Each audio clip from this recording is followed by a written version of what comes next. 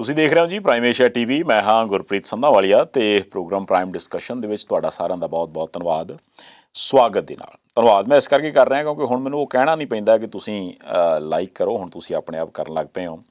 ਅੱਜ ਦੇ ਇਸ ਪ੍ਰੋਗਰਾਮ 'ਚ ਗੱਲਾਂ ਬਾਤਾਂ ਦੇ ਵਿੱਚ ਇੱਕ ਤਾਂ ਇਹ ਹੈ ਕਿ ਵੀ ਜਿਹੜਾ ਪੰਜਾਬ ਕਾਂਗਰਸ ਨੂੰ ਪਿਛਲੇ ਸਮੇਂ 'ਚ ਜਾਲੀ ਸ਼ਰਾਬ ਜਾਂ ਨਕਲੀ ਸ਼ਰਾਬ ਦਾ ਕਰਕੇ ਸਾਹਮਣਾ ਕਰਨਾ ਪਿਆ ਸੀ ਆਪਣੇ ਅੰਦਰਲੇ ਵਿਰੋਧ ਦਾ, ਉਹ ਗੱਲ ਹੁਣ ਲੱਗਦਾ ਕਿ ਕਿਸੇ ਵੱਡੀ ਲੜਾਈ ਵੱਲ ਵੀ ਜਾ ਸਕਦੀ ਆ। ਉਹ ਜ਼ਿਕਰ ਕੀ ਹੈ ਜੀ ਆਪਾਂ ਪੁੱਛਾਂਗੇ। ਇਸ ਤੋਂ ਇਲਾਵਾ ਸ਼੍ਰੋਮਣੀ ਅਕਾਲੀ ਦਲ ਦੀ ਗੱਲ ਕਰੀਏ ਤਾਂ ਉਹਦੇ ਵਿੱਚ ਵੀ ਜਿਹੜਾ ਇੱਕ ਪਾਰਟੀ ਦਾ ਪਾਟਕ ਸੀਗਾ ਉਹ ਹੁਣ ਇੱਕ ਧਾਰਮਿਕ ਮੁੱਦੇ ਨੂੰ ਉਭਾਰ ਕੇ ਦੁਬਾਰਾ ਅਕਾਲ ਤਖ਼ਤ ਸਾਹਿਬ ਦੇ ਉੱਪਰ ਵੀ ਪਹੁੰਚਾਇਆ ਗਿਆ। ਉਹ ਧਾਰਮਿਕ ਮੁੱਦਾ ਕਿੱਧਰੋਂ ਕਿਵੇਂ ਉਭਾਰਿਆ ਗਿਆ ਵੀ ਆਪਾਂ ਸਮਝਾਂਗੇ ਪੰਨੂ ਸਾਹਿਬ ਕੋਲੋਂ। ਕੁਝ ਖਬਰਾਂ ਹੋਰ ਨੇ ਜਿਹੜੀਆਂ ਆਪਾਂ ਆਪ ਜੀ ਦੇ ਨਾਲ ਸਾਂਝੀਆਂ ਕਰਾਂਗੇ। ਸਭ ਤੋਂ ਪਹਿਲਾਂ ਆਪਾਂ ਸਵਾਗਤ ਕਰਦੇ ਹਾਂ ਪੰਨੂ ਸਾਹਿਬ, ਬਹੁਤ ਬਹੁਤ ਸਵਾਗਤ ਜੀ। ਪੰਨੂ ਸਾਹਿਬ, ਇੱਕ ਨਾ ਪਤਾ ਨਹੀਂ ਕਿਉਂ ਗੱਲ ਮੈਂ ਕਰਨੀ ਨਹੀਂ ਚਾਹੁੰਦਾ ਪਰ ਸ਼ੁਰੂਆਤ ਹੋ ਗਈ ਇਸ ਚੀਜ਼ ਤੋਂ ਕਿ ਜਦੋਂ ਦਾ ਕਰੋਨੇ ਵਾਲਾ ਕੰਮ ਚੱਲਿਆ ਨਾ ਜੀ, ਇਹ ਪਤਾ ਨਹੀਂ ਬਾਲੀਵੁੱਡ 'ਤੇ ਜਾਂ ਕਹਿ ਲਓ ਕਿ ਜਿਹੜੀ ਫਿਲਮ ਇੰਡਸਟਰੀ ਆ ਉਹਦੇ 'ਤੇ ਬੜਾ ਭਾਰੀ ਆ। ਬਹੁਤ ਸਾਰੇ ਜਿਹੜੇ ਕਹਿ ਲਓ ਵੱਡੇ ਵੱਡੇ ਸਟਾਰ ਸੀ ਉਹ ਵੀ ਤੁਰ ਗਏ। ਐਂਡ ਜਿਹੜਾ ਮਾੜਾ ਪੱਖ ਰਿਹਾ ਉਹ ਇਹ ਰਿਹਾ ਕਿ ਖੁਦਕੁਸ਼ੀਆਂ ਦਾ ਦੌਰ ਬਹੁਤ ਚੱਲਿਆ। ਹੁਣ ਵੀ ਜਿਹੜੀਆਂ ਖੁਦਕੁਸ਼ੀਆਂ ਨੇ ਉਹ ਰੁਕਣ ਦਾ ਨਾਮ ਨਹੀਂ ਲੈਂਦੀਆਂ। ਕੱਲ੍ਹ ਵੀ 2 ਉਹ ਜਿਹੜੇ ਕਲਾਕਾਰ ਨੇ ਉਹ ਖੁਦਕੁਸ਼ੀ ਕਰ ਗਏ। ਤੁਸੀਂ ਇਹ ਕਿਵੇਂ ਸਮਝਦੇ ਹੋ ਇਹ ਸਾਰੇ ਕੁਛ ਨੂੰ ਕਿ ਕੀ ਦਿਮਾਗੀ ਪ੍ਰੈਸ਼ਰ ਹੀ ਇੰਨਾ ਜ਼ਿਆਦਾ ਜਾਂ ਫਿਰ ਹੋਰ ਵੀ ਕੋਈ ਕਾਰਨ ਹੋ ਸਕਦਾ? ਗੁਰਪ੍ਰੀਤ ਜੀ ਦੇ ਕਈ ਕਾਰਨ ਨੇ। ਇੱਕ ਬਹੁਤ ਵਧੀਆ ਐਕਟਰ ਸੁਸ਼ਾਂਤ ਸਿੰਘ ਰਾਜਪੂਤ ਜੀ, ਮੈਂ ਤਾਂ ਫਿਲਮਾਂ ਦੇਖਦਾ ਨਹੀਂ ਪਰ ਜਿੰਨੇ ਲੋਕਾਂ ਨੇ ਵੇਖਿਆ ਉਹ ਕਹਿੰਦੇ ਬਹੁਤ ਕਮਾਲ ਦਾ ਕਲਾਕਾਰ ਸੀ ਜੀ। ਉਹ ਖੁਦਕੁਸ਼ੀ ਕਰ ਗਿਆ। ਉਹਦਾ ਕੇਸ ਹੋਰ ਸੀ। ਇੱਕ ਮੁੰਡਾ ਕੱਲ੍ਹ ਸਮੀਰ ਖੁਦਕੁਸ਼ੀ ਕਰ ਗਿਆ, ਉਹਦੇ ਕਾਰਨਾਂ ਦਾ ਜੇ ਪਤਾ ਨਹੀਂ ਲੱਗ ਸਕਿਆ ਜੀ। ਇੱਕ ਕੁੜੀ ਕੱਲ੍ਹ ਖੁਦਕੁਸ਼ੀ ਕਰ ਗਈ ਅਨੂਪਮਾ ਜੀ, ਉਹਦੇ ਕਾਰਨ ਪਤਾ ਲੱਗ ਗਿਆ। ਪਰ ਇੱਕੋ ਜਿਹਾ ਉਹਦਾ ਤੇ ਸੁਸ਼ਾਂਤ ਸਿੰਘ ਰਾਜਪੂਤ ਦਾ ਕੇਸ ਹੋਣ ਦੇ ਬਾਵਜੂਦ ਜ਼ਮੀਨ ਅਸਮਾਨ ਦਾ ਫਰਕ ਹੈ ਜੀ। ਸੁਸ਼ਾਂਤ ਸਿੰਘ ਰਾਜਪੂਤ ਨੇ ਕਰੋੜਾਂ ਰੁਪਈਆ ਕਮਾਇਆ ਪਰ ਉਹਦੇ ਪੱਲੇ ਨਹੀਂ ਪਿਆ, ਉਹਦੇ ਮਾਂ-ਬਾਪ ਦੇ ਪੱਲੇ ਨਹੀਂ ਪਿਆ ਜੀ। ਕਹਿੰਦੇ ਜੀ ਗਰਲਫ੍ਰੈਂਡ ਰੀਆ ਚੱਕਰਵਰਤੀ, ਉਹਦਾ ਭਰਾ ਚੱਕਰਵਰਤੀ, ਉਹਦੀ ਮਾਂ ਚੱਕਰਵਰਤੀ, ਪਿਓ ਚੱਕਰਵਰਤੀ, ਉਹ ਸਾਰੇ ਪਤਾ ਨਹੀਂ ਕੀ ਕੁਛ ਕਰਦੇ ਰਹੇ ਜੀ। ਹੁਣ ਕੇਸ ਦਰਜ ਹੋ ਗਿਆ। ਪਤਾ ਲੱਗਾ ਕਿ ਉਹ ਪਾਸਵਰਡ ਉਸ ਕੁੜੀ ਨੂੰ ਦੱਸ ਬੈਠਾ ਸੀ ਜੀ।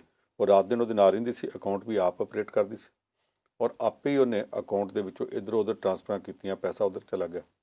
ਇਹ ਗੱਲਾਂ ਅਜੇ ਸਾਹਮਣੇ ਆਉਂਦੀਆਂ ਪਈਆਂ ਜੀ। ਇਹਦੇ ਤੋਂ ਬਿਹਾਰ ਤੇ ਮੁੰਬਈ ਦੀ ਪੁਲਿਸ ਆਪੋ 'ਚ ਖਿਬੜੀ। 1 ਕਰੋੜਾਂ ਰੁਪਏ ਦਾ ਮਾਮਲਾ ਜਿਹਨੂੰ ਲੁਕਾਉਣ ਵਾਸਤੇ ਉਹਨੂੰ ਬਲੈਕਮੇਲ ਕੀਤਾ ਗਿਆ, ਦਬਾਇਆ ਗਿਆ, ਖੁਦਕੁਸ਼ੀ ਕਰ ਗਿਆ।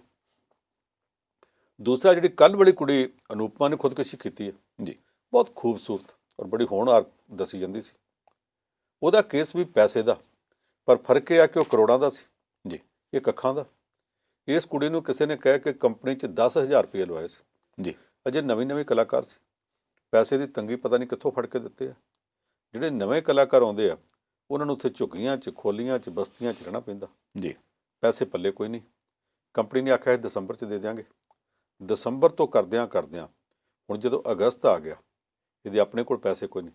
ਸਿਰਫ 10,000 ਰੁਪਏ ਦਾ ਮਾਮਲਾ ਤੇ ਖੁਦਕੁਸ਼ੀ ਕਰ ਗਈ ਜੀ। ਇੱਕ ਟੀਵੀ ਸਟਾਰ ਹੋਵੇ ਤੇ 10,000 ਰੁਪਏ ਪਿੱਛੇ ਖੁਦਕੁਸ਼ੀ ਕਰ ਜਾਵੇ, ਲੋਕੀ ਕੀ ਕਰਨਗੇ? ਬਿਲਕੁਲ ਸਹੀ। ਉਹ ਵੀ ਮਾਮਲਾ ਪੈਸਿਆਂ ਦਾ, ਇਹ ਵੀ ਪੈਸਿਆਂ ਦਾ। ਉਹ ਕਰੋੜਾਂ ਦਾ, ਇੱਕ ਅੱਖਾਂ ਦਾ।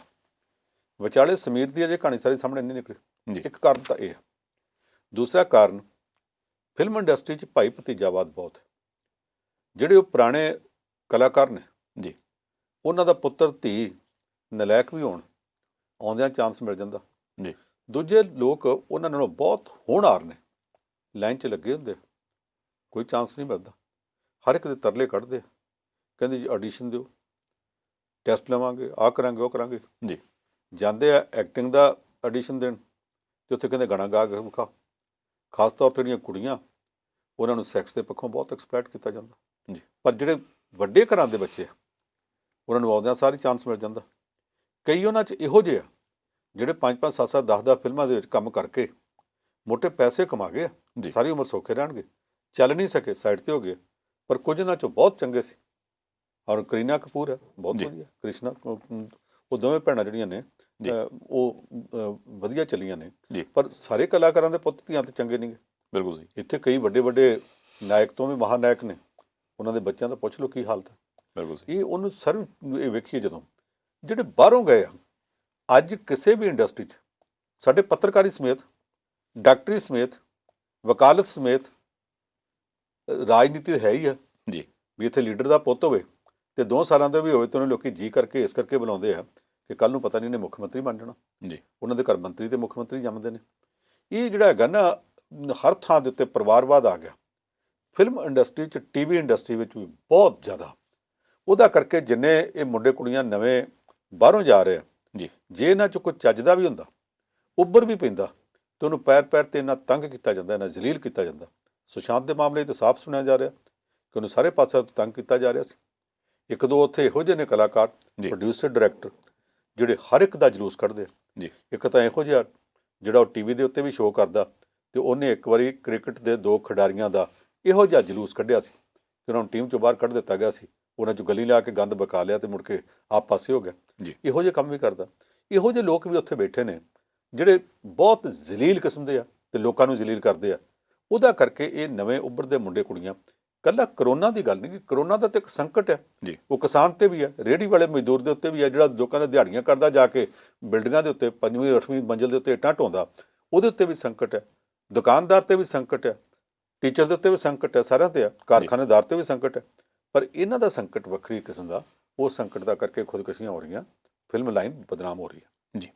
ਹੁਣ ਸੋ ਆਪਾਂ ਬੰਬੇ ਤੋਂ ਸਿੱਧਾ ਪੰਜਾਬ ਆਈਏ ਤੇ ਪੰਜਾਬ ਦੇ ਵਿੱਚ ਵੀ ਰਾਜਨੀਤੀ ਫਿਲਮੀ ਤਰੀਕੇ ਨਾਲ ਹੀ ਚੱਲਦੀ ਹੈ। ਕਦੀ ਕੋਈ ਮੁੱਦਾ ਉਭਾਰ ਦਿੱਤਾ ਜਾਂਦਾ, ਇੱਦਾਂ ਲੱਗਦਾ ਕਿ ਸ਼ਾਇਦ ਇਸ ਮੁੱਦੇ ਨੇ ਹੁਣ ਪਤਾ ਨਹੀਂ ਗਾਂ ਅਗਲੀਆਂ ਇਲੈਕਸ਼ਨਾਂ ਤੱਕ ਜਾਣਾ, ਫਿਰ ਅਚਾਨਕ ਹੀ ਉਹ ਮੁੱਦਾ ਗਾਇਬ ਹੋ ਜਾਂਦਾ, ਉਹਦੀ ਥਾਂ 'ਤੇ ਕੋਈ ਨਵਾਂ ਮੁੱਦਾ ਆ ਜਾਂਦਾ। ਅੱਜ ਕੱਲ੍ਹ ਜਿਹੜਾ ਮੁੱਦਾ ਹੈ, ਜਿਹੜੀਆਂ ਸਾਰੀਆਂ ਵਿਰੋਧੀ ਪਾਰਟੀਆਂ ਉਹ ਇਹ ਚੱਕ ਰਹੀਆਂ ਸੀ ਕਿ ਜਿਹੜਾ ਉਹ ਨਕਲੀ ਸ਼ਰਾਬ ਦਾ ਮਾਮਲਾ ਜੀ ਉੱਤੇ ਕਾਂਗਰਸ ਸਰਕਾਰ ਕਾਰਵਾਈ ਕਰੇ।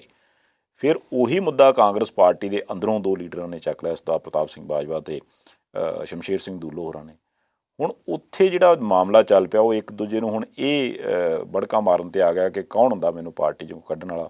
ਦੂਸਰੇ ਪਾਸਿਓਂ ਆ ਰਿਹਾ ਕਿ ਵੀ ਹਾਂ ਆਪਾਂ ਇਹ ਜਿਹੜੀ ਪਾਰਟੀ 'ਚੋਂ ਵਿੱਚੋਂ ਇਹੋ ਜਿਹੇ ਬੰਦਿਆਂ ਨੂੰ ਨਹੀਂ ਰੱਖਣਾ। ਜਿੱਦਾਂ ਕੈਬਨਿਟ ਦਾ ਫੈਸਲਾ ਵੀ ਆ ਗਿਆ, ਇਹਨੂੰ ਕਿਵੇਂ ਦੇਖਦੇ ਹੋ ਤੁਸੀਂ? ਜਿਹੜਾ ਤੁਸੀਂ ਆਖਿਆ ਕੈਬਨਿਟ ਦਾ ਫੈਸਲਾ, ਅਸਲ ਵਿੱਚ ਉਹ ਕੈਬਨਿਟ ਦਾ ਫੈਸਲਾ ਨਹੀਂਗਾ ਜੀ, ਕੈਬਨਿਟ ਦੇ ਸਾਰੇ ਮੰਤਰੀਆਂ ਦਾ ਫੈਸਲਾ ਜੀ, ਪਰ ਕੈਬਨਿਟ ਤਾਂ ਨਹੀਂਗਾ। ਕੈਬਨਿਟ ਮੰਤਰੀਆਂ ਦਾ ਕੈਬਨਿਟ ਤੋਂ ਬਾਹਰ ਜੀ, ਵੱਖਰੇ ਤੌਰ ਤੇ ਦਿੱਤਾ ਬਿਆਨ ਹੈ ਕਿ ਪ੍ਰਤਾਪ ਸਿੰਘ ਬਾਜਵਾ ਤੇ ਸ਼ਮਸ਼ੇਰ ਸਿੰਘ ਦੂਲੋ ਦੇ ਖਿਲਾਫ ਕਾਰਵਾਈ ਕੀਤੀ ਜਾਵੇ। ਜੀ, ਇਸ ਵੇਲੇ ਪੰਜਾਬ ਦੇ ਵਿੱਚ ਭਖਦਾ ਮੁੱਦਾ 130-35 ਮੌਤਾਂ ਹੋ ਗਈਆਂ ਨੇ। ਇਸ ਜ਼ਹਿਰੀਲੀ ਸ਼ਰਾਬ ਕਹਿ ਲਓ, ਨਕਲੀ ਸ਼ਰਾਬ ਕਹਿ ਲਓ, ਇਹਦੇ ਨਾਲ ਹੋਈਆਂ ਨੇ। ਇਹ ਬਹੁਤ ਵੱਡਾ ਦੁਖਾਂਤ ਹੈ। ਹੁਣ ਵਾਲੀ ਸਰਕਾਰ ਦੇ ਉੱਤੇ ਕਈ ਕਿਸਮ ਦੇ ਸਵਾਲੀਆ ਨਿਸ਼ਾਨ ਲਾਉਂਦਾ, ਉਹਨੂੰ ਕਟਹਿਰੇ 'ਚ ਖੜੇ ਕਰਦਾ। ਪਰ ਅਗਲੀ ਗੱਲ ਇਹ ਆ ਕਿ ਜੇ ਇਹ ਮੁੱਦਾ ਨਾ ਉੱਠਦਾ, ਇਹਦੇ ਤੋਂ ਪਹਿਲਾਂ ਭਲਾ ਪ੍ਰਤਾਪ ਸਿੰਘ ਬਾਜਵਾ ਤੇ ਸ਼ਮਸ਼ੇਰ ਸਿੰਘ ਦੂਲੋ ਸਰਕਾਰ ਦੇ ਨਾਲ ਸੀ। ਮਤਭੇਦ ਤੇ ਉਦੋਂ ਵੀ ਸੀ, ਉਦੋਂ ਵੀ ਸਰਕਾਰ ਦੇ ਨਾਲ ਨਹੀਂ ਸੀ ਜੀ, ਉਦੋਂ ਵੀ ਸਰਕਾਰ ਦੇ ਖਿਲਾਫ ਬਿਆਨ ਦਿੰਦੇ ਸੀ। ਇਹ ਉਹਨੂੰ ਚਿੱਠੀਆਂ ਲਿਖਦੇ ਸੀ ਮੁੱਖ ਮੰਤਰੀ ਨੂੰ। ਮੁੱਖ ਮੰਤਰੀ ਦਾ ਜਵਾਬ ਇਹ ਸੀ, ਮੈਨੂੰ ਤਾਂ ਪਤਾ ਨਹੀਂ ਕੀ ਲਿਖਦੇ ਆ, ਮੈਂ ਤਾਂ ਇਹਨਾਂ ਦੀ ਕਦੇ ਚਿੱਠੀ ਨਹੀਂ ਪੜ੍ਹੀ ਜੀ। ਇਹ ਚਿੱਠੀਆਂ ਮੁੜ ਮੁੜ ਕੇ ਉਹਨੂੰ ਲਿਖਦੇ ਸੀ ਤੇ ਨਾਲ ਪ੍ਰੈਸ ਵਿੱਚ ਦਿੰਦੇ ਸੀ। ਉਹ ਕਿਉਂ ਦਿੰਦੇ ਸੀ? ਮਤਭੇਦ ਸਨ ਤਾਂ ਹੀ ਦਿੰਦੇ ਸੀ। ਤੇ ਮੁੱਖ ਮੰਤਰੀ ਦਾ ਇਹ ਕਹਿਣਾ ਕਿ ਮੈਂ ਆਪਣੀ ਪਾਰਟੀ ਦੇ 2 ਪਾਰਲੀਮੈਂਟ ਮੈਂਬਰਾਂ ਦੀਆਂ ਚਿੱਠੀਆਂ ਕਦੇ ਪੜ੍ਹੀਆਂ ਹੀ ਨਹੀਂ ਜੀ। ਇਹ ਮਤਭੇਦ ਤਾਂ ਪ੍ਰਤਾਪ ਸਿੰਘ ਬਾਜਵਾ ਤੇ ਕੈਪਟਨ ਅਮਰਿੰਦਰ ਸਿੰਘ ਦੇ 2014 ਤੋਂ ਤੁਰੇ ਆਉਂਦੇ ਜੀ। ਸ਼ਮਸ਼ੇਰ ਸਿੰਘ ਦੂਲੋ ਦੇ ਬਹੁਤ ਪੁਰਾਣੇ ਆ। ਪਰ ਸ਼ਮਸ਼ੇਰ ਸਿੰਘ ਦੂਲੋ ਦਾ ਪਰਿਵਾਰ ਪਿਛਲੇ ਸਾਲ ਲੋਕ ਸਭਾ ਚੋਣਾਂ ਜੋ ਉਹਨਾਂ ਕੀਤਾ ਉਹ ਵੀ ਸਾਰਿਆਂ ਨੂੰ ਪਤਾ। ਇਹ ਜੇ ਇਸ ਵੇਲੇ ਸ਼ਰਾਬ ਦਾ ਮੁੱਦਾ ਨਾ ਵੀ ਉੱਠਦਾ, ਇਹ ਤੋਂ ਪਹਿਲਾਂ ਰੇਤ ਬਜਰੀ ਦਾ ਵੀ ਤੇ ਉਠਾਉਂਦੇ ਸੀ ਜੀ। ਪਰ ਇਹ ਮੁੱਦੇ ਗਲਤ ਨਹੀਂ ਗਏ। ਜੋ ਕੁਝ ਪੰਜਾਬ 'ਚ ਹੁੰਦਾ ਮੁੱਦੇ ਇਹਨਾਂ ਠੀਕ ਉਠਾਏ ਆ, ਪਰ ਉਠਾਉਣ ਦੇ ਕਈ ਤਰੀਕੇ ਹੁੰਦੇ ਆ। ਜੇ ਇਹਨਾਂ ਦੀ ਇੱਥੇ ਸੁਣਵਾਈ ਨਹੀਂ ਸੀ, ਕੈਪਟਨ ਅਮਰਿੰਦਰ ਸਿੰਘ ਪੰਜਾਬ ਦੇ ਮੁੱਖ ਮੰਤਰੀ ਦੇ ਤੌਰ ਤੇ ਇਹਨਾਂ ਦੀ ਗੱਲ ਨਹੀਂ ਸੁਣਦਾ ਜੀ, ਤੇ ਇਹ ਦਿੱਲੀ ਜਾ ਕੇ ਆਪਣੀ ਪਾਰਟੀ ਹਾਈ ਕਮਾਂਡ 'ਚ ਮੁੱਦਾ ਉਠਾਉਂਦੇ। ਇਹਨਾਂ ਨੇ ਉਹਦੇ ਬਜਾਏ ਜਾ ਕੇ ਗਵਰਨਰ ਨੂੰ ਦਿੱਤਾ ਮੈਮੋਰੰਡਮ ਜੀ। ਆਪਣੀ ਸਰਕਾਰ ਦੇ ਖਿਲਾਫ ਗਵਰਨਰ ਨੂੰ ਮੈਮੋਰੰਡਮ ਦੇਣ ਦੇ ਜਿਹੜੇ ਅਰਥ ਨਿਕਲਦੇ ਹਨ, ਉਹ ਜਿਨ੍ਹਾਂ ਨੇ ਇਤਿਹਾਸ ਵੇਖਿਆ ਉਹਨਾਂ ਨੂੰ ਪਤਾ ਉਹਦਾ ਮਤਲਬ ਕੀ ਹੁੰਦਾ ਜੀ। 1977 ਦੇ ਵਿੱਚ ਪ੍ਰਕਾਸ਼ ਸਿੰਘ ਬਾਦਲ ਦੂਸਰੀ ਵਾਰੀ ਮੁੱਖ ਮੰਤਰੀ ਬਣੇ ਸੀ ਜੀ। 1978 ਲੰਘਦਿਆਂ ਤੇ 79 ਆਉਂਦਿਆਂ ਬਾਦਲ ਟੌੜਾ ਦੋਵਾਂ ਧੜਿਆਂ 'ਚ ਮਤਭੇਦ ਹੋ ਗਏ। ਟੌੜਾ ਤਲਵੰਡੀ ਇੱਕ ਪਾਸੇ ਸੀ। ਉਹਨਾਂ ਦੋਵਾਂ ਨੇ ਪਾਰਟੀ ਦੇ ਇੱਕ ਜਨਰਲ ਸਕੱਤਰ ਦੇ ਹੱਥੀਂ ਇੱਕ ਮੈਮੋਰੰਡਮ ਭੇਜਿਆ, ਸ਼ਿਕਾਇਤ ਪੱਤਰ ਭੇਜਿਆ ਗਵਰਨਰ ਕੋਲ ਜੀ। ਗਵਰਨਰ ਨੂੰ ਆਖਿਆ ਕਿ ਸਾਡੀ ਪਾਰਟੀ ਦੀ ਸਰਕਾਰ ਮੁੱਖ ਮੰਤਰੀ ਪ੍ਰਕਾਸ਼ ਸਿੰਘ ਬਾਦਲ ਦੀ ਅਗਵਾਈ 'ਚ ਗਲਤ ਚੱਲ ਰਹੀ ਹੈ, ਕਰਪਸ਼ਨ ਕਰ ਰਹੀ ਹੈ, ਇਹ ਸਰਕਾਰ ਤੋੜ ਦੇਣ ਦੇ ਕਾਬਲ ਹੈ। ਇਹ 79 'ਚ ਭੇਜਿਆ ਸੀ ਜੀ। 79 ਦੇ ਦਸੰਬਰ 'ਚ ਜਾ ਕੇ ਚੋਣਾਂ ਹੋਈਆਂ, ਇੰਦਰਾ ਗਾਂਧੀ ਦੁਬਾਰਾ ਕੇਂਦਰ 'ਚ ਆ ਗਏ। ਉਹਨਾਂ ਨੇ ਅਕਾਲੀ ਪਾਰਟੀ ਦੇ ਜਨਰਲ ਸਕੱਤਰ ਦਾ ਦਿੱਤਾ ਜਿਹੜਾ ਮੈਮੋਰੰਡਮ ਸੀ, ਉਹਨੂੰ ਆਧਾਰ ਬਣਾ ਕੇ ਪ੍ਰਕਾਸ਼ ਸਿੰਘ ਬਾਦਲ ਦੀ ਸਰਕਾਰ ਤੋੜਤੀ। ਆਖਿਆ ਜੀ ਇਹ ਕੋਈ ਸਰਕਾਰ ਹੈ ਜਿਨ੍ਹਾਂ ਦਾ ਆਪਣਾ ਜਨਰਲ ਸੈਕਟਰੀ ਇਹਦੇ ਖਿਲਾਫ ਮੈਮੋਰੰਡਮ ਦੇ ਰਿਹਾ, ਪਰ ਪ੍ਰਧਾਨ ਉਹਨੂੰ ਭੇਜ ਰਿਹਾ ਕਿ ਮੈਮੋਰੰਡਮ ਦੇ ਕੇ ਆ, ਇਹਦਾ ਮਤਲਬ ਸਰਕਾਰ ਠੀਕ ਨਹੀਂ ਚੱਲ ਰਹੀ। ਇੱਕ ਬਹਾਨਾ ਬਣਾ ਲਿਆ ਸੀ। ਅੱਜ ਹੁਣ ਬੀਜੇਪੀ ਨੇ ਜੇ ਕੈਪਟਨ ਅਮਰਿੰਦਰ ਸਿੰਘ ਦੀ ਸਰਕਾਰ ਤੋੜਨੀ ਹੋਵੇ ਤੇ ਬੜੇ ਆਰਾਮ ਨਾਲ ਕਹਿ ਸਕਦੇ ਆ ਕੇਂਦਰ 'ਚੋਂ ਮੋਦੀ ਸਾਹਿਬ ਤੇ ਅਮਿਤ ਸ਼ਾਹ ਕਿ ਤੁਹਾਡੇ ਆਪਣੇ 2 ਪਾਰਲੀਮੈਂਟ ਮੈਂਬਰ ਤੁਹਾਡੇ ਖਿਲਾਫ ਆ ਚਾਰਜਸ਼ੀਟ ਪੇਸ਼ ਕਰ ਰਹੇ ਆ, ਤੁਹਾਡੇ ਤੇ ਪਾਰਟੀ ਵੀ ਤੁਹਾਨੂੰ ਗਲਤ ਮੰਨਦੀ ਹੈ ਜੀ। ਤੇ ਅਸੀਂ ਕੀ ਕਰੀਏ, ਭਲ ਕੇ ਤੋੜ ਸਕਦੇ ਹਾਂ। ਜੇ ਇਹੋ ਗੱਲਾਂ ਕਿਸੇ ਢੰਗ ਨਾਲ ਇਹਨਾਂ ਨੇ ਸ਼ਿਕਾਇਤ ਕਰਨੀ ਸੀ ਪਾਰਟੀ ਹਾਈ ਕਮਾਂਡ ਕੋਲ, ਸੋਨੀਆ ਗਾਂਧੀ ਕੋਲ ਕਰਦੇ ਜੀ। ਦੂਸਰੇ ਪਾਸਿਓਂ ਜਿਹੜੇ ਕਾਂਗਰਸ ਦੇ ਮੰਤਰੀ ਆ ਉਹਨਾਂ ਨੂੰ ਵੀ ਇੱਕਦਮ ਐਡਾ ਵੱਡਾ ਉਬਾਲਾ ਖਾਣ ਦੀ ਲੋੜ ਨਹੀਂ ਸੀ। ਇਸ ਮੁੱਦੇ ਤੇ ਆਪਣੀ ਪਾਰਟੀ ਪ੍ਰਧਾਨ ਕੋਲ ਜਾਂਦੇ, ਉਹਨੂੰ ਜਾ ਕੇ ਕਹਿੰਦੇ ਸਮਝਾ ਲਓ ਪਾਰਟੀ ਸਰਕਾਰ ਦਾ ਨੁਕਸਾਨ ਹੋ ਰਿਹਾ। ਜੀ। ਜਿਵੇਂ ਪਬਲਿਕਲੀ ਪਾਰਟੀ ਦਾ ਪ੍ਰਧਾਨ ਪੰਜਾਬ ਦਾ ਸੁਨੀਲ ਜਾਖੜ, ਸਾਰੇ ਦੇ ਸਾਰੇ ਕੈਬਨਿਟ ਮੰਤਰੀ ਇਕੱਠੇ ਜਿਸ ਤਰ੍ਹਾਂ ਪੈ ਗਏ ਨੇ, ਉਹਦੇ ਨਾਲ ਇਹ ਰਫੜ ਇੰਨਾ ਵੱਧ ਜਾਣਾ ਕਿ ਇਹ ਇਸ ਮੈਮੋਰੈਂਡਮ ਦੇ ਬਾਅਦ ਇੱਕ ਹੋਰ ਮੈਮੋਰੈਂਡਮ ਵੀ ਦੇ ਸਕਦੇ ਆ, ਭਾਵੇਂ ਤੀਸਰਾ ਵੀ ਦੇ ਦੇਣ ਜੀ। ਤੇ ਉਹ ਸਰਕਾਰ ਜੇ ਬੀਜੇਪੀ ਨੇ ਕੱਲ੍ਹ ਨੂੰ ਤੋੜਨੀ ਹੋਵੇ, ਅਜੇ ਤਾਂ ਇਹ ਕੋ ਕਰਨਾਟਕਾ ਤੇ ਮੱਧ ਪ੍ਰਦੇਸ਼ ਤੋਂ ਬਾਅਦ ਰਾਜਸਥਾਨ ਦੇ ਉੱਤੇ ਜਾ ਕੇ ਢਿੱਕਾ ਪਿਆ, ਜੀ। ਗੱਡ ਚਿੱਕੜ 'ਚ ਫਸ ਗਈ ਹੈ। ਜੇ ਰਾਜਸਥਾਨ ਦੀ ਸਰਕਾਰ ਹੁਣ ਨੂੰ ਟੁੱਟ ਗਈ ਹੁੰਦੀ ਤੇ ਇਹਨਾਂ ਦੋਵੇਂ ਮੈਮੋਰੈਂਡਮ ਨੂੰ ਲੈ ਕੇ ਕੈਪਟਨ ਅਮਰਿੰਦਰ ਸਿੰਘ ਦੀ ਸਰਕਾਰ ਤੋੜਨ ਲੱਗਾ ਚੁਟਕੀ ਲਾਉਣੀ ਸੀ ਅਮਿਤ ਸ਼ਾਹ ਨੇ ਤੇ ਨਰਿੰਦਰ ਮੋਦੀ ਨੇ। ਜੀ। ਹੁਣ ਕਿਉਂਕਿ ਰਾਜਸਥਾਨ 'ਚ ਫਸੇ ਇਸ ਕਰਕੇ ਪੰਜਾਬ ਵੱਲ ਮੂੰਹ ਨਹੀਂ ਕਰ ਰਹੇ, ਪਰ ਫਾਈਲ ਦੇ ਵਿੱਚ ਇੱਕ ਮੈਮੋਰੈਂਡਮ ਆ ਗਿਆ ਨਾ ਕਿ ਤੁਹਾਡੀ ਆਪਣੀ ਪਾਰਟੀ ਦੇ ਜਿਹੜੇ ਪਾਰਲੀਮੈਂਟ ਮੈਂਬਰ ਨੇ ਰਾਜ ਸਭਾ ਦੇ ਵਿੱਚ 7, ਉਹਨਾਂ 7 ਚੋਂ ਕਾਂਗਰਸ ਤੋਂ ਬੀਜੇਪੀ ਦਾ ਵੀ ਕੋਈ ਆ ਜੀ, ਅਕਾਲੀ ਦਲ ਦਾ ਵੀ ਕੋਈ ਆ, ਜਿਹੜੇ ਤੁਹਾਡੇ ਵਾਲੇ ਨੇ ਉਹ ਜਿਹੜੇ 3-4 ਹੈਗੇ ਨੇ 5, ਉਹਨਾਂ ਚੋਂ ਜੇ 2 ਜਣੇ ਇਹੋ ਜਿਹੇ ਮੈਮੋਰੈਂਡਮ ਦਿੰਦੇ ਪਏ ਨੇ ਤੁਹਾਡੀ ਸਰਕਾਰ ਤੋੜਨ ਵਾਸਤੇ, ਤੁਹਾਡੇ ਖਿਲਾਫ ਹੀ ਸਭ ਕੁਝ ਹੈਗਾ ਜੀ। ਅਕਾਲੀ ਦਲ ਦੇ ਵੀ ਸੁਖਦੇਵ ਸਿੰਘ ਢੀਂਡ ਸਾਹਿਬ ਤੇ ਨਰੇਸ਼ ਗੁਜਰਾਲ ਹੈਗੇ ਨੇ ਨਾ ਜੀ, ਉਹਨਾਂ ਨੂੰ ਛੱਡ ਦਿਓ। ਇਹਨਾਂ 7 ਚੋਂ ਜਿਹੜੇ ਇਹਨਾਂ ਦੇ ਕਾਂਗਰਸ ਦੇ 4 ਨੇ ਜੀ, ਉਹਨਾਂ ਚੋਂ 2 ਜਣੇ ਇਹੋ ਜਿਹਾ ਮੈਮੋਰੈਂਡਮ ਦਿੰਦੇ ਪਏ ਨੇ ਤੇ ਇਹਨੂੰ ਬਹਾਨਾ ਬਣਾ ਕੇ ਉਹ ਸਰਕਾਰ ਜਦੋਂ ਮਰਜ਼ੀ ਤੋੜ ਸਕਦੇ ਆ। ਇਹ ਜਿਹੜੀ ਗੱਲ ਇੱਥੋਂ ਤੱਕ ਚਲੀ ਗਈ ਆ, ਇਹ ਨਹੀਂ ਸੀ ਜਾਣੀ ਚਾਹੀਦੀ। ਪਹਿਲਾਂ ਤਾਂ ਇਹ ਗਏ, ਇਹ ਨਾ ਜਾਂਦੇ ਆਪਣੀ ਪਾਰਟੀ ਪ੍ਰਧਾਨ ਕੋਲ ਜਾਂਦੇ, ਸੋਨੀਆ ਗਾਂਧੀ ਕੋਲ, ਉੱਪਰ ਪ੍ਰਿਯੰਕਾ ਗਾਂਧੀ ਤੇ ਰਾਹੁਲ ਗਾਂਧੀ ਕੋਲ ਜਾਂਦੇ, ਦੋਵਾਂ ਭੈਣ ਭਰਾ ਕੋਲ, ਜੋ ਮਰਜ਼ੀ ਕਰਦੇ। ਉਹ ਗਵਰਨਰ ਕੋਲ ਅਜੇ ਨਾ ਜਾਂਦੇ, ਮੈਂ ਇਹ ਨਹੀਂ ਕਹਿੰਦਾ ਨਾ ਜਾਂਦੇ, ਮੈਂ ਕਹਿੰਦਾ ਅਜੇ ਨਾ ਜਾਂਦੇ। ਅੱਛਾ, ਦੂਸਰਾ ਜੇ ਚਲੇ ਗਏ ਸੀ ਤੇ ਮੰਤਰੀਆਂ ਨੂੰ ਸਰਕਾਰ ਚਾਹੀਦੀ ਸੀ ਨਾ, ਉਹੀ ਐਡਾ ਬੜਾ ਨਾ ਖਾਂਦੇ ਜੀ। ਤੇ ਜਦੋਂ ਦੋਵੇਂ ਤਰ੍ਹਾਂ ਚਲੇ ਗਿਆ, ਇਹਨਾਂ ਤੋਂ ਅਗਲੇ ਦਿਨ ਲਗਭਗ ਉਹੀ ਸਾਰਾ ਮੈਮੋਰੈਂਡਮ ਪਹਿਰੇ ਅੱਗੇ ਪਿੱਛੇ ਕਰਕੇ, ਅੱਖਰ ਅੱਗੇ ਪਿੱਛੇ ਕਰਕੇ ਅਕਾਲੀ ਭਾਜਪਾ ਵੱਲੋਂ ਸੁਖਬੀਰ ਸਿੰਘ ਬਾਦਲ ਤੇ ਮਨੋਰੰਜਨ ਕਾਲੀਆ ਦੋਵਾਂ ਜਣਿਆਂ ਨੇ ਜਾ ਕੇ ਦੇ ਦਿੱਤਾ ਜੀ। ਹੁਣ ਜਿਹੜੇ ਮੈਮੋਰੈਂਡਮ ਤੁਰੇ ਜਾ ਰਹੇ ਨੇ, ਇਹ ਸਰਕਾਰ ਸ਼ਰਾਬ ਦਾ ਕੇਸ ਹੱਲ ਕਰੇ ਜਾਂ ਨਾ ਕਰੇ, ਬਰਗਾੜੀ ਦਾ ਮੁੱਦਾ ਹੱਲ ਹੋਵੇ ਜਾਂ ਨਾ ਹੋਵੇ ਜੀ, ਪਰ ਸਰਕਾਰ ਦਾ ਭੋਗ ਪੈਣ ਦੀਆਂ ਤਿਆਰੀਆਂ ਤਾਂ ਇਹਨਾਂ ਨੇ ਕਰ ਦਿੱਤੀਆਂ ਨਾ। ਇਹ ਦੋਵੇਂ ਤਰ੍ਹਾਂ ਜੋ ਮਰਜ਼ੀ ਕਰਨ, ਇਹਨੂੰ ਜਦੋਂ ਮਰਜ਼ੀ ਵਰਤਿਆ ਜਾ ਸਕਦਾ। ਇਹਨਾਂ ਨੇ ਇੱਕ ਕਿਸਮ ਦਾ ਆਪਣੀ ਨੱਥ ਭਾਜਪਾ ਦੇ ਹੱਥ ਫੜਾ ਦਿੱਤੀ ਹੈ। ਅੱਗੋਂ ਹੁਣ ਭਾਜਪਾ ਦੀ ਮਰਜ਼ੀ ਹੈ ਉਹਨੂੰ ਟੁਣਕਾ ਕਦੋਂ ਮਾਰਦੀ। ਇੱਕ ਨਿੱਕੀ ਜਿਹੀ ਗੱਲ ਮੈਂ ਅਕਾਲੀ ਦਲ ਤੇ ਜਾਣ ਤੋਂ ਪਹਿਲਾਂ ਪੁੱਛਣੀ ਚਾਹੁੰਦਾ ਵੀ ਜਿਹੜਾ ਹੁਣ ਇਹ ਕਨਸੂਆਂ ਕਿ ਸ਼ਾਇਦ ਜਿੰਨੇ ਵੀ ਬਾਗੀ ਨੇ ਕਾਂਗਰਸ ਦੇ, ਭਾਵੇਂ ਅਕਾਲੀ ਦਲ ਦੇ ਬਾਗੀ ਵੀ ਹੋਣ, ਉਹ ਸਾਰਿਆਂ ਦੀ ਤਾਰਾਂ ਭਾਜਪਾ ਨਾਲ ਜੁੜਦੀਆਂ। ਤੁਸੀਂ ਮੰਨਦੇ ਇਹੋ ਜਿਹੀ ਗੱਲ ਹੋ ਸਕਦੀ ਵੀ ਭਾਜਪਾ ਜਿੱਦਾਂ ਬਾਕੀ ਸਟੇਟਾਂ 'ਚ ਬੰਦੇ ਤੋੜ ਸਕਦੀ ਹੈ ਤੇ ਕਾਂਗਰਸ 'ਚ ਇੱਧਰ ਵੀ ਕੁੰਡੀਆਂ ਪਾਈਆਂ ਹੋਣ? ਜਦੋਂ ਇੰਦਰਾ ਗਾਂਧੀ ਤੇ ਰਾਜੀਵ ਗਾਂਧੀ ਦਾ ਦੌਰ ਸੀ, ਉਦੋਂ ਸਾਰਿਆਂ ਦੀਆਂ ਕੁੰਡੀਆਂ ਕਾਂਗਰਸ ਨਾਲ ਨਹੀਂ ਜੁੜਦੀਆਂ ਹੁੰਦੀਆਂ ਜੀ। ਅਕਾਲੀ ਦਲ 'ਚ ਜਿਹੜਾ ਵੀ ਮਤਭੇਦ ਰੱਖਦਾ ਸੀ, ਕਹਿੰਦੇ ਸੀ ਦਿੱਲੀ ਦਰਬਾਰ ਦਾ ਏਜੰਟ ਹੈ, ਇਹ ਇੰਦਰਾ ਗਾਂਧੀ ਦੇ ਇਸ਼ਾਰਿਆਂ 'ਤੇ ਨੱਚਦਾ। ਜਿਹੜਾ ਕੇਂਦਰ ਵਿੱਚ ਤਾਕਤਵਰ ਹੁੰਦਾ ਜੀ, ਨਰਸਿਮਹਾ ਰਾਓ ਕੋਈ ਤਾਕਤਵਰ ਨਹੀਂ ਸੀ, ਡਾਕਟਰ ਮਨਮੋਹਨ ਸਿੰਘ ਕੋਈ ਤਾਕਤਵਰ ਨਹੀਂ ਸੀ। ਜਦੋਂ ਇੰਦਰਾ ਗਾਂਧੀ ਤੇ ਰਾਜੀਵ ਗਾਂਧੀ ਦੋਵੇਂ ਤਾਕਤਵਰ ਸੀ ਜੀ, ਉਦੋਂ ਵਿਰੋਧੀ ਪਾਰਟੀਆਂ 'ਚੋਂ ਜਨਤਾ ਪਾਰਟੀ, ਜਨਤਾ ਦਲ, ਲੋਕ ਦਲ ਜਿੰਨੇ ਵੀ ਸਨ, ਉਹਨਾਂ ਸਾਰਿਆਂ ਦੀ ਨੱਥ, ਉਹਨਾਂ ਸਾਰਿਆਂ ਦੀਆਂ ਕੁੰਡੀਆਂ ਰਾਜੀਵ ਗਾਂਧੀ ਤੇ ਇੰਦਰਾ ਗਾਂਧੀ ਦੇ ਹੱਥ 'ਚ ਹੁੰਦੀਆਂ ਸਨ, ਤੁਣ ਕੇ ਮਾਰਦੇ ਸੀ। ਪੰਜਾਬ ਦੇ ਵਿੱਚੋਂ ਅਕਾਲੀਆਂ 'ਚੋਂ ਅੱਧੇ ਤੋਂ ਵੱਧ ਲੀਡਰ ਆਸੇ-ਪਾਸੇ ਦੀ ਰਾਹ ਲੱਭ ਕੇ ਤੇ ਇੰਦਰਾ ਗਾਂਧੀ ਤੱਕ ਤੇ ਰਾਜੀਵ ਗਾਂਧੀ ਤੱਕ ਪਹੁੰਚ ਕਰਦੇ ਸੀ। ਇੱਕ ਵਕਤ ਸੀ ਸੰਜੇ ਗਾਂਧੀ ਤੱਕ ਵੀ ਪਹੁੰਚ ਕਰਦੇ ਰਹੇ ਜੀ। ਜਿਹੜਾ ਉੱਪਰ ਸੈਂਟਰ ਵਿੱਚ ਭਾਰੂ ਆ, ਉਹਦੇ ਤੱਕ ਸੂਬਿਆਂ 'ਚ ਇਹੋ ਜਿਹੀ ਪਹੁੰਚ ਹੁੰਦੀ ਹੈ। ਇਸ ਵੇਲੇ ਕਾਂਗਰਸ ਕਮਜ਼ੋਰ ਹੈ, ਭਾਜਪਾ ਮਜ਼ਬੂਤ ਹੈ। ਇਹਨਾਂ ਦੇ ਅਕਾਲੀਆਂ ਦੇ ਬੰਦੇ ਹੋਣ, ਆਮ ਆਦਮੀ ਪਾਰਟੀ ਦੇ ਹੋਣ, ਕਾਂਗਰਸ ਦੇ ਹੋਣ, ਜਿੰਨੇ ਵੀ ਬਾਗੀ ਆ, ਉਹ ਉਹਨਾਂ ਨੂੰ ਕਿਉਂ ਨਾ ਵਰਤਣਗੇ? ਬੀਜੇਪੀ ਨੇ ਰਾਜਨੀਤੀ ਨਹੀਂ ਕਰਨੀ, ਵਰਤੇਗੀ। ਅੱਛਾ, ਆਪਾਂ ਅਕਾਲੀ ਦਲ ਤੇ ਆਈਏ। ਇਹ ਪਾਰਟਕ ਕਾਂਗਰਸ ਦਾ ਵੀ ਆਪਾਂ ਨੂੰ ਸਮਝ ਆ ਗਿਆ ਤੇ ਅਕਾਲੀ ਦਲ ਨੇ ਤਾਂ ਅਜੇ 2022 ਦੇ ਵਿੱਚ ਆਉਣਾ, ਪਰ ਉਹਦੇ ਤੋਂ ਪਹਿਲਾਂ ਜਿਹੜੀਆਂ ਹੁਣ 2 ਧਿਰਾਂ ਬਣ ਗਈਆਂ, ਉਹਨਾਂ ਦਾ ਆਪਸ ਦੇ ਵਿੱਚ ਇੱਕ ਦੂਸਰੇ ਨੂੰ ਠਿੱਬੀ ਲਾਉਣ ਵਾਲਾ ਕੰਮ ਚੱਲ ਪਿਆ। ਜਿੱਦਾਂ ਪਿਛਲੇ ਸਮੇਂ 'ਚ ਸੁਖਦੇਵ ਸਿੰਘ ਢੀਂਡਸਾ ਹੋਰੀਂ ਤੁਰੇ ਤੇ ਅਕਾਲੀ ਦਲ 'ਚੋਂ ਬਹੁਤ ਸਾਰੇ ਬੰਦੇ ਟੁੱਟ ਕੇ ਉਹਨਾਂ ਦੇ ਧੜੇ ਨਾਲ ਜੁੜ ਗਏ। ਹੁਣ ਇਸ ਮਜ਼ਬੂਤੀ ਨੂੰ ਦੇਖਦੇ ਹਾਂ, ਜਿਹੜਾ ਇੱਕ ਗੁਰਦੁਆਰਾ ਮਸਤੂਆਣਾ ਸਾਹਿਬ ਦਾ ਮਸਲਾ ਹੈ ਤਾਂ ਬਹੁਤ ਪੁਰਾਣਾ ਉਹ, ਪਰ ਇੱਕ ਵਾਰ ਦੁਬਾਰਾ ਉਸ ਮੁੱਦੇ ਨੂੰ ਅਕਾਲ ਤਖਤ ਸਾਹਿਬ ਦੇ ਉੱਪਰ ਪਹੁੰਚਾ ਦੇਣਾ, ਇਹ ਸਾਰੀ ਕਹਾਣੀ ਸਮਝਾਓ। ਇੱਕ ਤਾਂ ਥੋੜ੍ਹੀ ਜਿਹੀ ਸਟੋਰੀ, ਇਹਦੀ ਬੈਕਗਰਾਊਂਡ ਵੀ ਦੱਸਿਓ ਤੇ ਇੱਕ ਇਸ ਵਕਤ ਇਸ ਮੁੱਦੇ ਨੂੰ ਚੁੱਕਣ ਦਾ ਕਾਰਨ ਵੀ ਦੱਸੋ। ਦੇਖੋ, ਸੰਤ ਅਤਰ ਸੋਹਰੀ ਹੁੰਦੇ ਸੀ, ਉਹਨਾਂ ਤੋਂ ਬਾਅਦ ਉੱਥੇ ਗੁਰਦੁਆਰਾ ਇੱਕ ਬਣਿਆ ਜੀ। ਉਹਨਾਂ ਦੀ ਇੱਛਾ ਸੀ ਕਿ ਇਹਦੇ ਨਾਲ ਕਾਲਜ ਵੀ ਬਣ, ਸਕੂਲ ਵੀ ਬਣ। ਉਹ ਗੁਰਦੁਆਰਾ ਕਿੱਦਾਂ ਬਣਾਇਆ ਗਿਆ, ਕਿਉਂ ਬਣਾਇਆ ਗਿਆ ਪਤਾ ਨਹੀਂ, ਪਰ ਸ੍ਰੀ ਹਰਿਮੰਦਰ ਸਾਹਿਬ ਵਰਗਾ ਕਹਿੰਦੇ ਬਣਾ ਦਿੱਤਾ ਗਿਆ ਸੀ ਜੀ। ਇਹਦੀਆਂ ਸ਼ਿਕਾਇਤਾਂ ਅਸੀਂ ਪਹਿਲੀ ਵਾਰ 1994 ਦੇ ਨੇੜੇ ਤੇੜੇ ਸੁਣੀਆਂ ਸੀ ਜੀ, ਔਰ ਉਹ ਟੌੜਾ ਗਰੁੱਪ ਨੇ ਚਲਾਈਆਂ ਸੀ। ਉਹ ਸ਼ਿਕਾਇਤਾਂ ਕਰ ਦਿੱਤੀਆਂ ਗਈਆਂ। ਅਕਾਲ ਤਖਤ ਦੇ ਜਥੇਦਾਰ ਉਹਨਾਂ ਦੀ ਮਰਜ਼ੀ ਦੇ ਸੀ। ਉਦੋਂ ਸੁਖਦੇਵ ਸਿੰਘ ਢੀਂਡਸੇ ਨੂੰ ਇਸ ਗੱਲ ਦੇ ਉੱਤੇ ਨਿਸ਼ਾਨਾ ਬਣਾਇਆ ਗਿਆ। ਬਾਅਦ ਵਿੱਚ ਟੌੜਾ ਗਰੁੱਪ ਕਮਜ਼ੋਰ ਪੈ ਗਿਆ। ਬਾਦਲ ਗਰੁੱਪ ਨਾਲ ਉਹਨਾਂ ਸਮਝੌਤਾ ਕਰ ਲਿਆ ਜੀ ਬਾਦਲ ਗਰੁੱਪ ਤਗੜਾ ਸੀ ਜਥੇਦਾਰ ਉਹਨਾਂ ਦੇ ਕਹਿਣ ਤੇ ਚੱਲਣ ਲੱਗ ਪਏ ਉਹ ਮੁੱਦਾ ਠੱਪ ਕਰ ਦਿੱਤਾ ਗਿਆ ਜੀ। ਤੇ ਜਿਹੜੇ ਟੌੜੇ ਦੇ ਕਹਿਣ ਦੇ ਉੱਤੇ ਸ਼ਿਕਾਇਤਾਂ ਕਰਦੇ ਸੀ ਉਹ ਚੁੱਪ ਕਰਕੇ ਘਰੀ ਬੈਠ ਗਏ।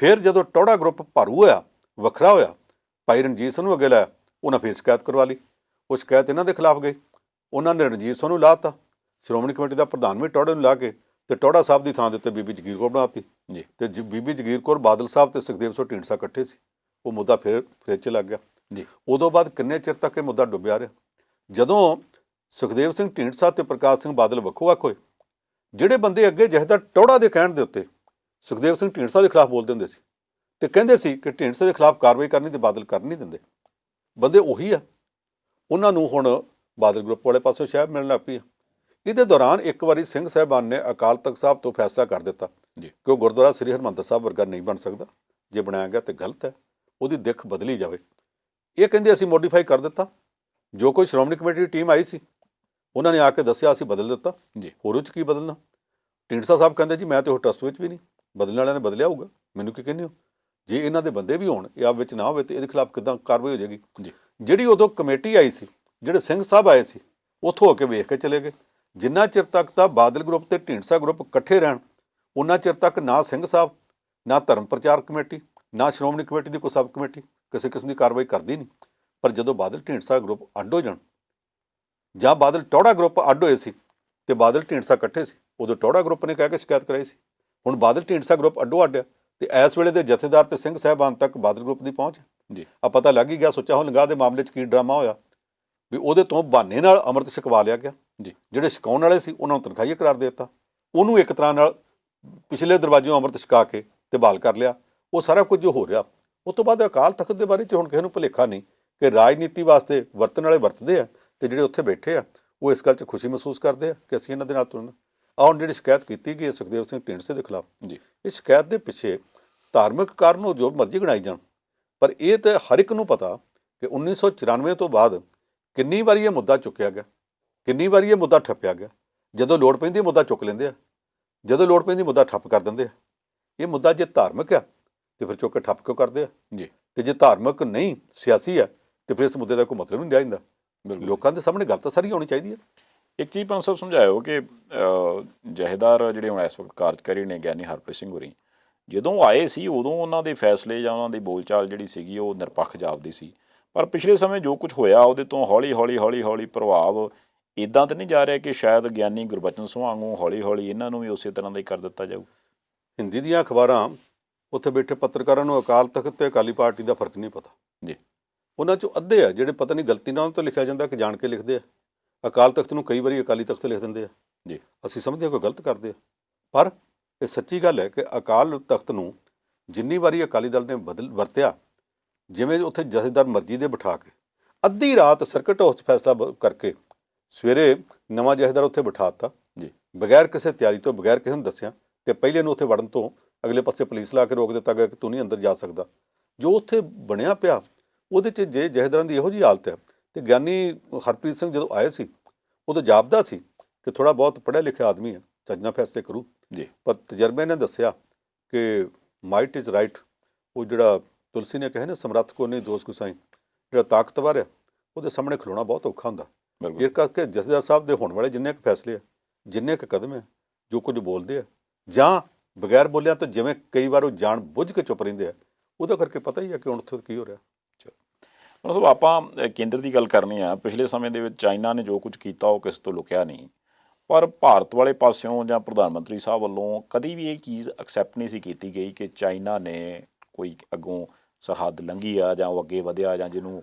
ਉਹ ਕਹਿੰਦੇ ਆ ਕਿ ਵੀ ਸਾਡੇ ਏਰੀਏ ਦੇ ਵਿੱਚ ਆ ਕੇ ਉਹਨੇ ਕਬਜ਼ਾ ਕਰ ਲਿਆ ਜਾਂ ਉੱਥੇ ਤੰਬੂਕ ਨਾਤਾਂ ਲਾ ਲਏ ਜਿਹਨੂੰ ਘੁਸਪੈਠ ਕਹਿ ਦਿੰਦੇ ਜੀ ਅੱਜ ਕੱਲ੍ਹ ਤੁਸੀਂ ਫਿਰ ਕਹਿਣਾ ਹਿੰਦੀ ਵਾਲਾ ਸ਼ਬਦ ਤੋਂ ਵਰਤਦਾ ਅੱਛਾ ਉਹ ਵਾਲਾ ਜਿਹੜਾ ਕੰਮ ਆ ਉਹ ਪਹਿਲਾਂ ਤਾਂ ਨਹੀਂ ਮੰਨਿਆ ਗਿਆ ਪਰ ਹੁਣ ਡਿਫੈਂਸ ਮਿਨਿਸਟਰੀ ਦੀ ਜਿਹੜੀ ਵੈਬਸਾਈਟ ਆ ਉਹਦੇ 'ਤੇ ਕਹਿੰਦੇ ਕਿ ਉਹ ਚੀਜ਼ ਇੱਕ ਵਾਰ ਪਾ ਦਿੱਤੀ ਗਈ ਜਦੋਂ ਲੋਕਾਂ ਚੱਕੀ ਤੇ ਉਸ ਤੋਂ ਬਾਅਦ ਉਹ ਡਿਲੀਟ ਕਰ ਦਿੱਤੀ ਹੈ ਇਹ ਕਿਵੇਂ ਹੋ ਸਕਦੀ ਹੈ ਚੀਜ਼ ਕਿ ਜਿਹੜੀ ਚੀਜ਼ ਮੰਨੀ ਨਹੀਂ ਜਾ ਰਹੀ ਸਰਕਾਰੀ ਤੌਰ 'ਤੇ ਉਹ ਮਿਨਿਸਟਰੀ ਦੀ ਵੈਬਸਾਈਟ 'ਤੇ ਪੈ ਜੇ ਫਿਰ ਡਿਲੀਟ ਹੋ ਜਾਏ ਦੇਖੋ ਜਿਹੜਾ ਸੱਚ ਹੈ ਬਾਬੇ ਕਹਿੰਦੇ ਨੇ 100 ਪਰਦੇ ਪਾੜ ਕੇ ਬਾਹਰ ਆ ਜਾਂਦਾ ਜੀ ਇੱਥੇ ਵੀ ਆ ਗਿਆ ਪ੍ਰਧਾਨ ਮੰਤਰੀ ਨਰਿੰਦਰ ਮੋਦੀ ਨੇ ਜਿਸ ਦਿਨ ਆਲ ਪਾਰਟੀ ਮੀਟਿੰਗ ਕੀਤੀ ਸੱਚ ਤੇ ਉਦੋਂ ਹੀ ਬਾਹਰ ਆ ਗਿਆ ਸੀ ਦੋ ਗੱਲਾਂ ਇਕੱਠੀਆਂ ਕਹਿਤੀਆਂ ਨਾਲੇ ਤੇ ਉਹਨੇ ਆਖਿਆ ਕਿ ਭਾਰਤ ਦੀ 1 ਇੰਚ ਵੀ ਧਰਤੀ ਤੇ ਚੀਨ ਦਾ ਕੋਈ ਫੌਜੀ ਘੁਸਪੈਠ ਨਹੀਂ ਕਰ ਸਕਿਆ, ਪੈਰ ਨਹੀਂ ਰੱਖ ਸਕਿਆ, ਅਸੀਂ ਅੰਦਰ ਨਹੀਂ ਆਉਣ ਦਿੱਤੇ, ਬਿਲਕੁਲ ਨਹੀਂ ਆਏ।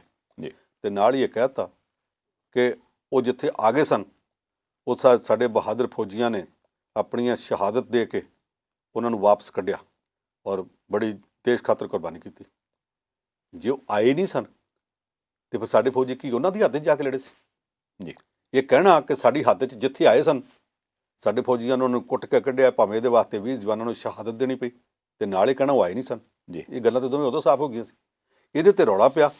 ਫਿਰ ਹੁਣ ਤੱਕ ਡਿਫੈਂਸ ਮਿਨਿਸਟਰੀ, ਪ੍ਰਧਾਨ ਮੰਤਰੀ, ਗ੍ਰਹਿ ਮੰਤਰੀ ਇਹ ਕੋਈ ਵੀ ਸਪਸ਼ਟੀਕਰਨ ਨਹੀਂ ਦੇ ਸਕੇ। ਜੀ ਕੱਲ ਪਤਾ ਨਹੀਂ ਕੀ ਹੋਇਆ, ਅਚਾਨਕ ਦੇਸ਼ ਦੀ ਜਿਹੜੀ ਡਿਫੈਂਸ ਮਿਨਿਸਟਰੀ ਆ, ਰੱਖਿਆ ਮਹਿਕਮਾ, ਫੌਜਾਂ ਦਾ ਮਹਿਕਮਾ, ਜੀ ਉਹਨਾਂ ਦੀ ਵੈਬਸਾਈਟ ਤੇ ਚੜ੍ਹ ਗਿਆ ਕਿ ਮਈ 'ਚ ਫਲਾਣੀ ਤਰੀਕ ਨੂੰ ਚੀਨ ਵਾਲਿਆਂ ਨੇ ਇੰਨੇ ਕਦਮ ਗਾਂਹ ਤੱਕ ਘੁਸਪੈਠ ਕੀਤੀ ਸੀ, ਉੱਥੋਂ ਤੱਕ ਆ ਗਏ ਸਨ। ਫਿਰ ਉਹਨਾਂ ਨੂੰ ਪਿੱਛੇ ਭਜਾ ਦਿੱਤਾ ਗਿਆ। ਉਹਦੇ ਤੋਂ ਬਾਅਦ ਰੌਲਾ ਪੈ ਗਿਆ ਕਿ ਤੁਸੀਂ ਤਾਂ ਕਹਿੰਦੇ ਸੀ 1 ਇੰਚ ਵੀ ਉਹਨਾਂ ਨੇ ਲੰਘਣਾ ਨਹੀਂ ਕੀਤੀ। ਜੀ ਅਸਲ ਕੰਟਰੋਲ ਰੇਖਾ ਉਹ ਲੰਘ ਹੀ ਨਹੀਂ ਸਕੇ। ਜੇ ਲੰਘ ਨਹੀਂ ਸਕੇ ਤਾਂ ਤੁਸੀਂ ਤੁਹਾਡੀ ਵੈਬਸਾਈਟ ਤੇ ਕਿੱਥੋਂ ਆ ਗਿਆ? ਇਸ ਮੁੱਦੇ ਦੇ ਉੱਤੇ ਕੱਲ ਇੰਨੀ ਕੁ ਹਫੜਾ ਦਫੜੀ ਮੱਚੀ ਕਿ 2-3 ਘੰਟਿਆਂ ਬਾਅਦ ਹੀ ਵੈਬਸਾਈਟ ਤੋਂ ਉਹ ਸਾਰੀ ਦੀ ਸਾਰੀ ਜਿਹੜੀ ਆਈਟਮ ਸੀ ਉਹ ਡਿਲੀਟ ਕਰਨੀ ਪਈ। ਜੀ ਜੇ ਉਹ ਗਲਤ ਸੀ ਤੇ ਡਿਫੈਂਸ ਮਹਿਕਮੇ ਦੀ ਵੈਬਸਾਈਟ ਤੇ ਚੜੀ ਕਿਉਂ, ਤੇ ਜੇ ਠੀਕ ਸੀ ਤੇ ਹਟਾਈ ਕਿਉਂ? ਇਹਦਾ ਮਤਲਬ ਕਿ ਅਸਲ 'ਚ ਠੀਕ ਸੀ, ਹਟਾਉਣੀ ਇਸ ਕਰਕੇ ਪਈ ਬਿਲਕੁਲ ਕਿ ਜਿਹੜਾ ਪਿਛਲੇ ਮਹੀਨੇ ਤੋਂ ਇੱਕ ਸਟੈਂਡ ਲੈ ਰਹੇ ਸੀ ਕਿ ਅਸੀਂ ਤਾਂ ਅੰਦਰ ਕਿਸੇ ਨੂੰ ਵੜਨ ਨਹੀਂ ਦਿੱਤਾ, ਉਹ ਸਟੈਂਡ ਸਾਰੇ ਦਾ ਸਾਰਾ ਉਹਦੀ ਕਚਿਆਈ ਜ਼ਾਹਰ ਹੁੰਦੀ ਸੀ। ਅੱਗੇ ਵੀ ਕਈ ਮਾਮਲਿਆਂ 'ਚ ਕੇਂਦਰ ਸਰਕਾਰ ਦੀ ਕਚਿਆਈ ਜ਼ਾਹਰ ਹੁੰਦੀ ਆ। ਜੀ ਉਹ ਜਿੰਨੀ ਕਚਿਆਈ ਜ਼ਾਹਰ ਹੁੰਦੀ ਆ ਉਹ ਮੁੜ ਕੇ ਉੱਤੇ ਕਿਸੇ ਨਾ ਕਿਸੇ ਕਿਸਮ ਦੀ ਪਰਦਾਪੋਸ਼ੀ ਕਰਨ ਦਾ ਯਤਨ ਕਰਦੇ ਆ। ਹੁਣ ਕੱਲ੍ਹ ਵਾਲਾ ਜਿਹੜਾ ਯਤਨ ਆ ਉਹ ਇੱਕ ਕਿਸਮ ਦਾ ਇਹਨਾਂ ਵਾਸਤੇ ਘਾਟੇਬੰਦਾ ਸਾਬਤ ਹੋਇਆ, ਕਿਉਂਕਿ ਸੱਚ ਇੱਕ ਵਾਰੀ ਬਾਹਰ ਆ ਗਿਆ। ਉਹ ਬਾਹਰ ਆਇਆ ਸੱਚ ਜਿਸ ਤਰ੍ਹਾਂ ਡਿਲੀਟ ਕੀਤਾ ਗਿਆ। ਅੱਜ ਦੀਆਂ ਲਗਭਗ ਸਾਰੀਆਂ ਅਖਬਾਰਾਂ, ਕੋਈ 1-2 ਨੂੰ ਛੱਡ ਕੇ, ਜਿਹੜੇ ਕੋਈ ਬਹੁਤੇ ਹੀ ਕੇਂਦਰ ਦੇ ਜ਼ਿਆਦਾ ਨੇੜੇ ਨੇ, ਉਹਨਾਂ ਨੂੰ ਛੱਡ ਕੇ ਬਾਕੀ ਸਭ ਅਖਬਾਰਾਂ ਨੇ, ਸਭ ਚੈਨਲਾਂ ਨੇ ਉਸ ਗੱਲ ਨੂੰ ਲਿਆ। ਬਿਲਕੁਲ ਇਹਦੇ ਨਾਲ ਪਤਾ ਲੱਗ ਗਿਆ ਕਿ ਸਰਕਾਰ ਹੁਣ ਤੱਕ ਜਿਹੜਾ ਸੱਚ ਸਾਹਮਣੇ ਨਹੀਂ ਸੀ ਆਉਣ ਦੇ ਰਹੀ ਉਹ ਕਿਸ ਤਰੀਕੇ ਆ ਗਿਆ। ਜੀ ਬਿਹਤਰ ਇਹ ਆ ਕਿ ਹੁਣ ਇਸ ਗੱਲ ਦੀ ਪੁਣਛਾਣ ਕਰਨ ਦੀ ਥਾਂ ਕਿ ਇਹ ਸੱਚ ਬਾਹਰ ਕਿੱਦਾਂ ਆਇਆ, ਪੁਣਛਾਣ ਇਸ ਗੱਲ ਦੀ ਕਰਨ ਕਿ ਲੁਕਾਉਣ ਦੀ ਲੋੜ ਕੀ ਸੀ ਜੇ ਲੁਕਾਇਆ ਹੀ ਨਾ ਜਾਂਦਾ। ਬਿਲਕੁਲ ਲੋਕਾਂ ਸਾਹਮਣੇ ਜਿਹੜਾ ਸੱਚ ਹੁਣ ਆਇਆ ਉਦੋਂ ਹੀ ਆ ਜਾਣ ਦਿੱਤਾ ਜਾਂਦਾ। ਸੱਚ ਕਹਿ ਦਿੰਦੇ ਜੀ ਉਹ ਆਏ ਸੀ ਤੇ ਅਸੀਂ ਲੜ ਕੇ ਕੱਢਿਆ।